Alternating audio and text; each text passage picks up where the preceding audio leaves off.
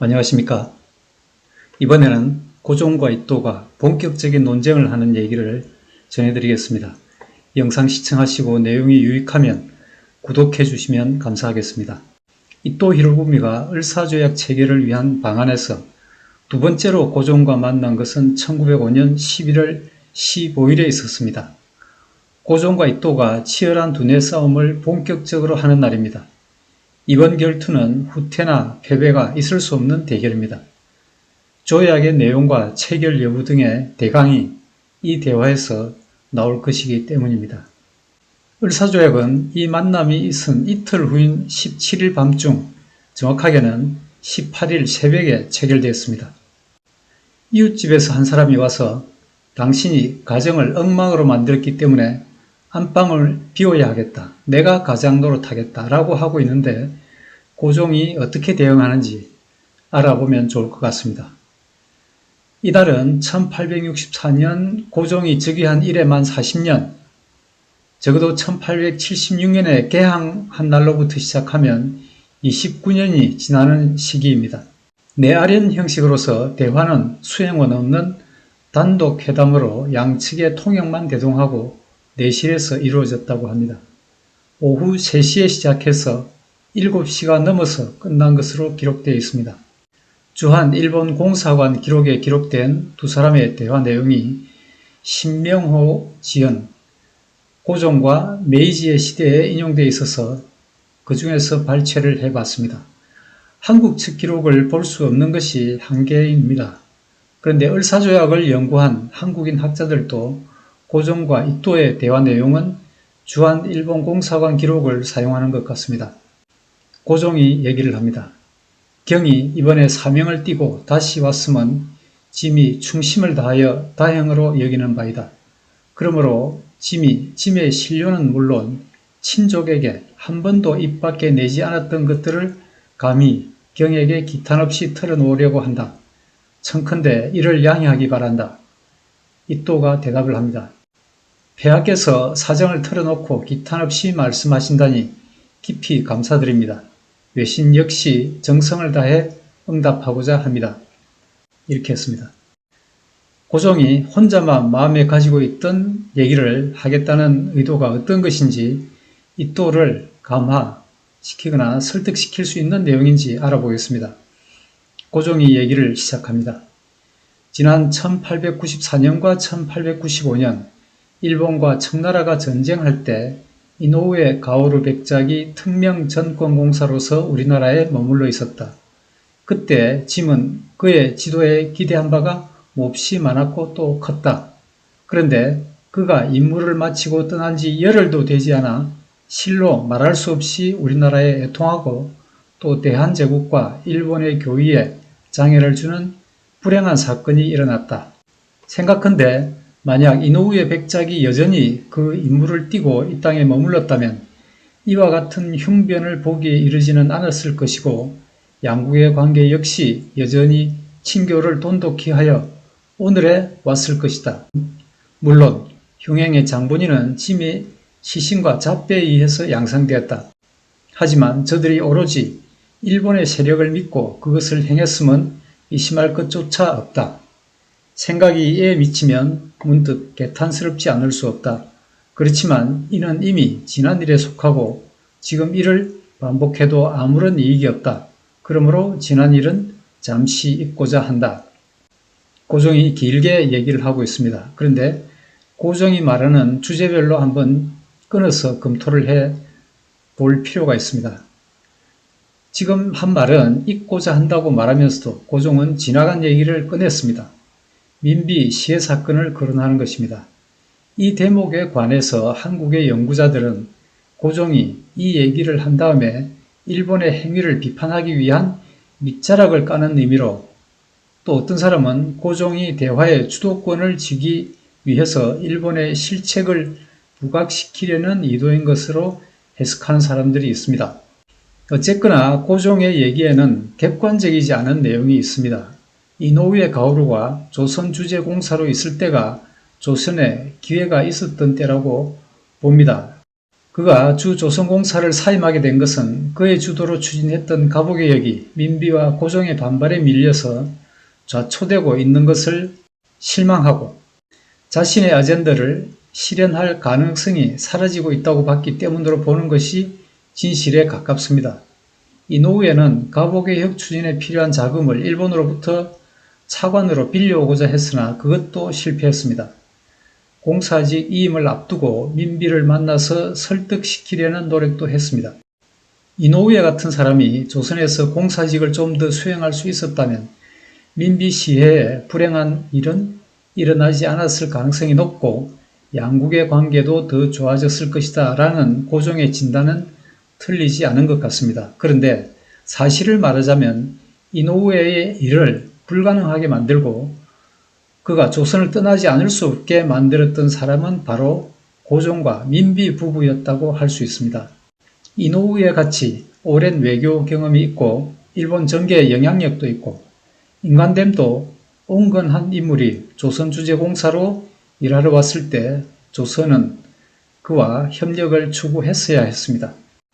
갑오개혁이던 그때도 일본이 조선을 보호국으로 삼으려는 의도가 있었다고 보는 그런 시각도 있지만 그때까지는 조선에도 기회가 있었다고 봅니다.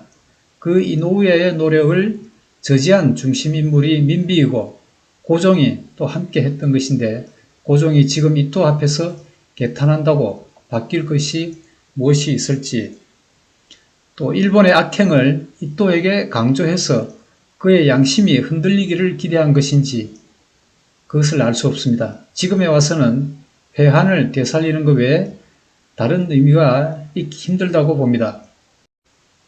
이어서 고종이 한일의정서 체결 후에 그때까지 1년 반 정도의 기간 동안 일본이 대한제국에서 추진했던 정책에 관해서 잘못된 점을 지적하기 시작합니다. 고종이 지난해 3월 경이 사명을 받들고 온 이후에 현 상황에 관해 간절히 경의 고려를 번거롭게 하고자 한다. 재정정리 문제에 관해 일본은 우리에게 필요한 권고를 하고 이를 문명적으로 개량시키겠다고 했다. 그중 금융기관인 은행제도 같은 것은 오로지 우리나라 전유의 은행을 설치해서 여기에서 국고금을 다루게 할 것으로 믿어 의심치 않았다. 그런데 실제는 반대였다. 제1은행이 중앙금고 사무를 담당하면서 국고 수입금을 모두 관리했다. 이로써 제1은행이 금융기능을 모두 장악하게 되었다. 그 때문에 전국의 금융은 평준을 잃고 원만함을 잃었으며 국민은 도탄에 고통스러워하게 되었다. 이렇게 얘기했습니다. 재정관리에 관해서도 고종의 인식과 객관적인 사실은 차이가 있습니다. 1년 전인 8월 22일에 한일협약에 따라서 한국에 온 메가타 다네타로 재정고문입니다. 재정에 대한 조사를 하고 화폐제도 등 개혁을 단행했습니다. 그 결과를 평가하는데 대한제국이나 일본의 시각으로만 보는 것은 객관적이지 않을 수 있습니다.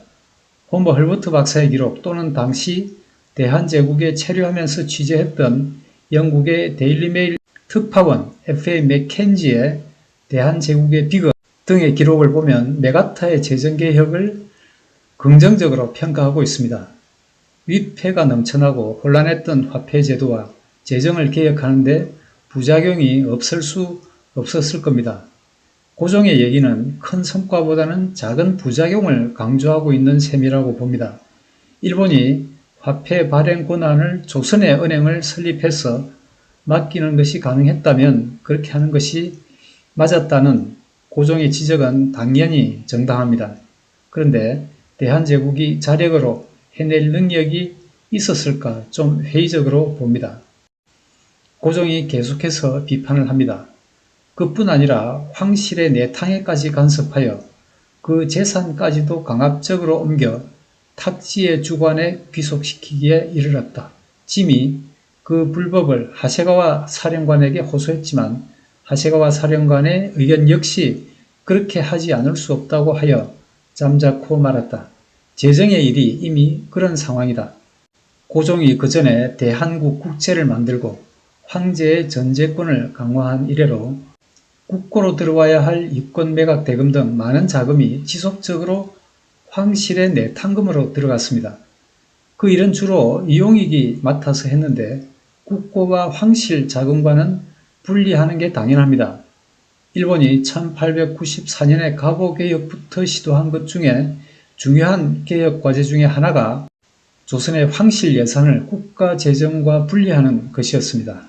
국고로 들어가야 할 돈을 고종이 개인적으로 착복을 추구한 것을 메가터 고문이 저지했는데 그것을 틀리다고 해서는 안 됩니다.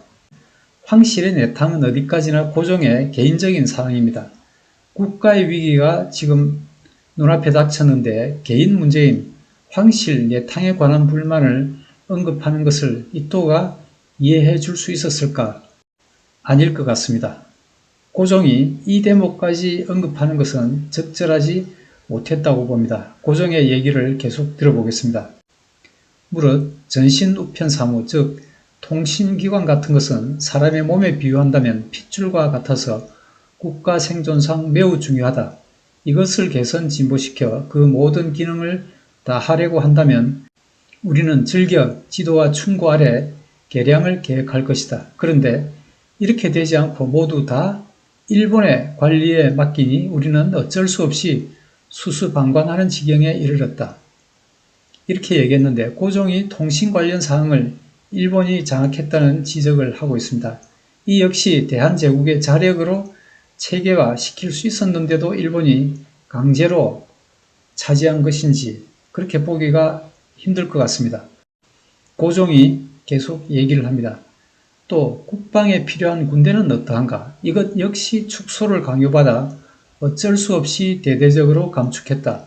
짐은 귀국 폐하의 어친서를 몇 번 반복해 읽다가 우연히 국방이 아직 정비되지 못하여 운운하는 부분에 이르렀다. 이는 그 실제를 다하여 유감이 없다고 하겠지만 현재 존재하는 병력을 감히 감소하는 데 이르러서는 귀국 당국자에 대해 불만이 없을 수 없다. 그리고 그 결과로 지방에서 일어나는 혹은 일어나려고 하는 도적들조차 진압할 수 없는 상태에 빠졌다.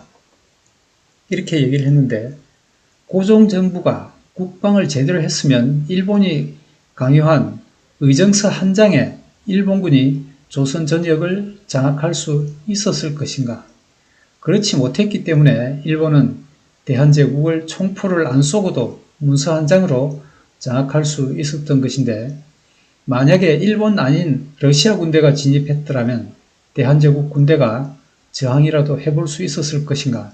그런 경우에 변변히 물리칠 가능성도 없었을 것이면 누구나 짐작할 수 있습니다. 그런데 일본이 대한제국 군대를 무력화시켰다고 하는 것도 전후 논리가 맞지 않습니다. 고종이 또 얘기를 합니다. 또 일본 군대는 철도 전신의 보호라는 명목하에 군령을 발표하는데 우리 국민은 유치하여 그 일편의 계시 유고만으로는 저들에게 그것을 주지시킬 수 없다. 우연히 군령을 범하는 자가 있으면 준엄한 군법 아래 즉시 총살하고 난다. 이에 처음에는 환영했던 자가 후에는 원성을 내게 되었다. 이는 실로 인정상 당연한 결과다. 이렇게 얘기했습니다.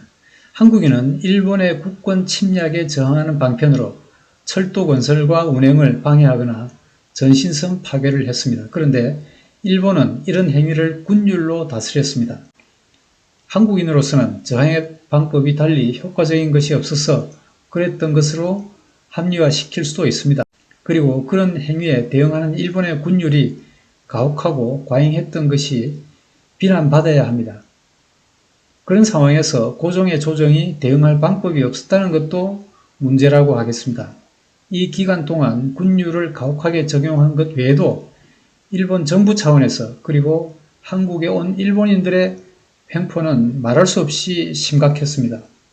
이런 이슈가 고종이 일본의 실책을 따지기에 가장 좋은 소재였을 것으로 저는 보아집니다.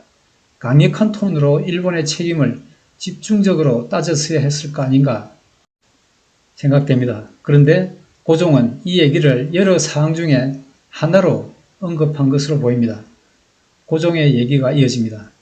특히 최근에는 외교관계를 일본이 인수한다는 풍설이 전해졌는데 그 이후로 인심이 한층 위구심을 품어 불평스러워하고 있다. 이상에서 말한 상황은 우리 상하로 하여금 일본의 진위를 의심하게 하여 악감정을 야기시킨다. 바로 이런 때 경의 내하는 짐으로 하여금 솔직하게 사정을 호소하여 경으로 하여금 깊이 고려하게끔 만들었다. 아울러 경이 입장을 바꾸어 현재 우리나라가 처한 위치에 있다고 한다면 아마도 생각이 거의 비슷하지 않을까 하는 것을 기대하는 바이다. 이렇게 얘기했습니다. 위에서 고종이 언급한 모든 사항은 한국민들에게 고통을 주는 것이었고 그것이 일본의 손에 의해서 그렇게 된 것입니다. 일본이 그렇게 하고도 합리화를 시킬 수 있도록 만든 요인이 고종의 조정에 있었음을 우리는 인식할 필요가 있다고 봅니다. 그런데 한일의정서 이후 한국인의 재산을 빼앗고 한국인에게 고통을 주고 있는 일본의 악행을 막지 않는 일본 정부의 처사와 일본 정부 차원에서 한국인에게 주는 고통을 고종이 사리를 따져가며 더 강조할 필요가 있었다고 봅니다. 물론 이토는 들어주기는 하되 협상의 목표를 양보하지는 않았을 거라고 봅니다. 교섭을 하려고 하면 상대의 작은 점도 띄워주는 요령도 있을 수 있는데 일본이 고문 정치를 하면서 대한제국에 득이 되었던 것도 있었을 겁니다. 그런데 고종은 그런 긍정적인 얘기는 하지 않았습니다. 이제 외교권을 일본이 가져갈 것이라는 풍설까지 스스로 입에 올리고 말았습니다. 고종으로서는 더 이상 물러설 공간이 없게 됐습니다. 곧바로 이또의 반박이 나오고 있습니다. 그런데 영상이 길어지기 때문에 일단 여기서 끊고 이후의 대화는 이어지는 영상에서 전해드리겠습니다. 감사합니다.